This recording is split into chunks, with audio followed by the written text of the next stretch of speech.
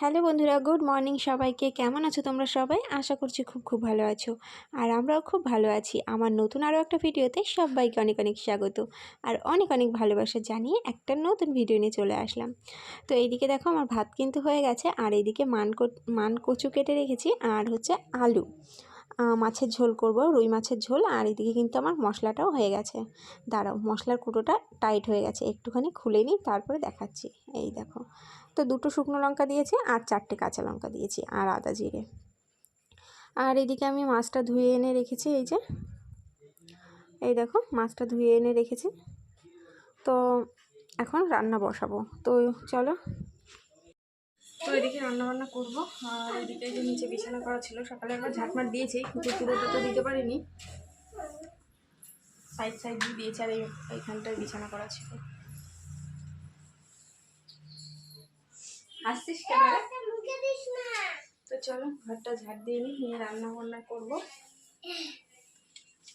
তো চলো। তো এদিকে ঘরটা ঝাড় দিয়ে এসে তারপরে এই যে এখন রান্না বসাচ্ছি। তো মাছে লবণ দিয়ে নিচ্ছি। মাছটা কিন্তু আমি আগেই ধুয়ে এনে রেখেছি। আর এখন দেখো বেশি করে একটু লবণ দিলাম, কম লবণ দিলে আবার পানসে পানসে লাগে, তো মানে স্বাদ মতোই দিয়েছি আর কি। আর একটু হলুদ দিয়ে নিলাম। তো এটা এখন ভালো করে মেখে নিচ্ছি। তো চলো আমি রান্না বান্না করি, তোমরা দেখতে থাকো। তো রান্না হয়ে গেছে, রান্নাবান্না শেয়ার করলাম না বন্ধুরা। তো এখানে এই যে মানকচু দিয়ে রুই মাছের ঝোল, এখানে মাম্মামের জন্য মাছ ভাজা, আর এই যে হাঁড়িতে রয়েছে ভাত। এই দেখো। হ্যালো বন্ধুরা, তো অনেকটা পরে চলে আসলাম। এখন বাজেই 11:30 মতো বাজে। তো দেখো মুখ টুক ধুয়ে চলে এসেছি। আর কদিন আগে আমি ফেশিয়াল অর্ডার দিয়েছিলাম, তো সেটাই এসছে, তোমাদেরকে দেখাচ্ছি। এই যে পার্সেল,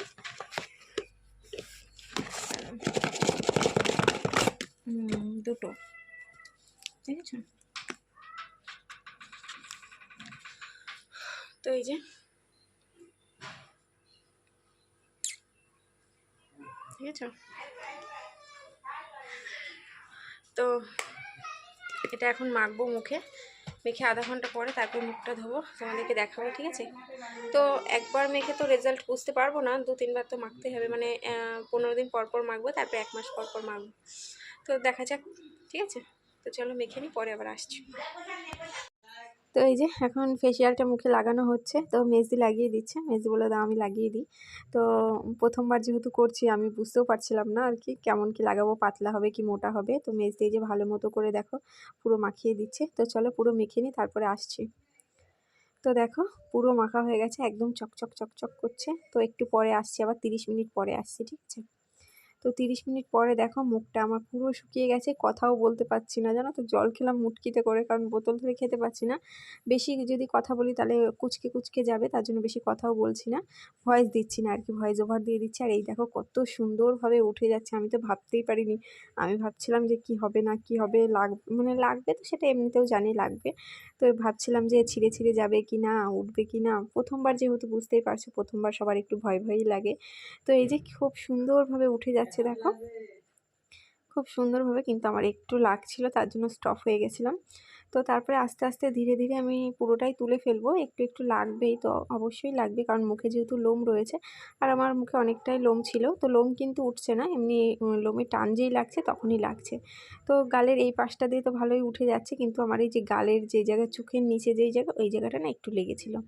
তাছাড়া খুব একটা যে অসুবিধা হয়েছে সেটা না, খুব একটা অসুবিধা হলে আমার মনেই ছিল আমি জল দিয়ে ধুয়ে ফেলবো, ব্যাস। তো চলো।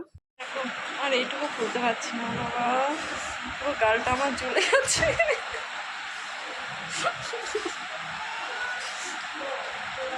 বাইরে সবাই হাসবে এইভাবে। তো অনেকটা পরে চলে আসলাম, এখন বাজে হচ্ছে 5:30 মতো বাজে। তো ঘুম থেকে উঠেছি বলতে ঘুমাতেই পারিনি, কারেন্ট ছিল না, বৃষ্টি হয়েছে, এদিকে ঝড়ও একটু হয়েছে, হাওয়া হচ্ছিল। তো এখন স্টপ আছে সবই, গাছের পাতা দেখো কমই নড়ছে। তো এদিকে বৃষ্টি হয়েছে, এই যে ভেজা ভেজা রয়েছে।